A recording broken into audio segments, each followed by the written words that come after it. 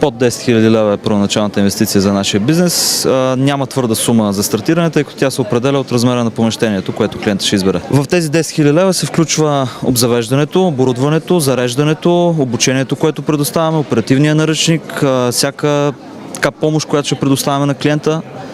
За колко време може да се възвърне инвестицията? 1 година. Между 3 и 5 хиляди лева. Много бързо и лесно се започва бизнеса и може да си изкарваш абсолютно хубави парички на месец. Инвестицията включва направата на една витринка, да могат продуктите да се излагат пред хората, да се закупи един фризер и нищо повече. За колко време може да се възвърне инвестицията? В рамките на месец, месец и половина. В нашия случай нямаме точно ясна първоначална инвестиция. Ние сме поставили минимални изисквания, с които всеки наш франчайз трябва да изпълни. А оттам нататък той има пълна свобода да се избере какво да постави в своя обект. Средните стойности са от порядъка между 10 и 20 хиляди лева. Зависимост, много голяма разлика дали ще бъде в центъра на София, дали ще бъде в някое по-малко населено място. Това ще се включи, ако вземем направно помещение, да се лицензира, да се направи, да се купи обзавеждане за кафе. 2,5 до 3 години обикновено е времето за завършена инвестиция. Според зависи от големината на града и големината на магазина, който се отваря. По принцип оптималният вариант е 400 квадрата търговска площ, като необходимата инвестиция някъде около 60 хиляди лева. Какво ще влиза в тази сума 60 хиляди лева?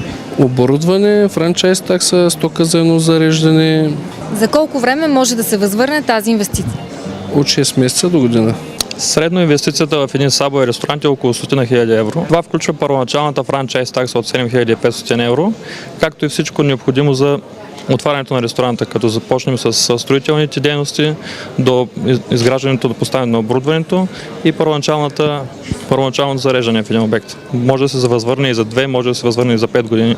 Всичко зависи от локацията, както и от франчайзера, самия франчайзер, по какъв начин ще оперира този обект. Първоначалната инвестиция е 1000 лева. Включва един велосипед, който ви е оборудван и може да го ползвате за придвижване и за представяне и предлагане на ваши приятели и близки. Инвестицията се възвръща на първо време от горивото, което изразходват един автомобил, харчи средно около 20 лева на 100 км, докато един велосипед харчи на 100 км 15 стотинки.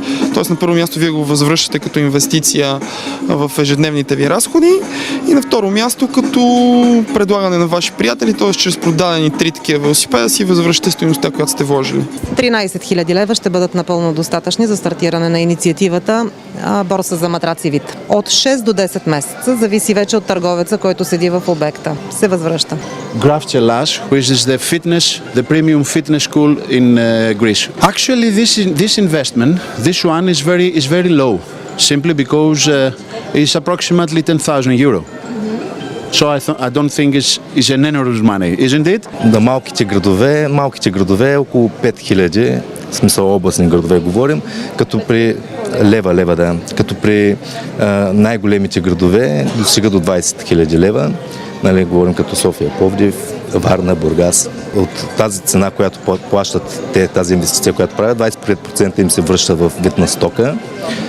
Това е румънска компания с светещи продукти. Зависи естествено от работата на този, който го е взел франчайза, но по принцип може да се възвърне до 6 месеца. В зависимост от големината на обекта може да започва между 20 000 лева и да стига до 120 000 лева, в зависимост от площта, от витрините, от консумацията, която съответно обекта може да има. Включва първоначална такса 3000 евро, която включва обучение на персонала, дизайн на обекта вътрешен и съответно по този дизайн самия инвеститор решава колко средства може да отдели, колко съответно иска да инвестира.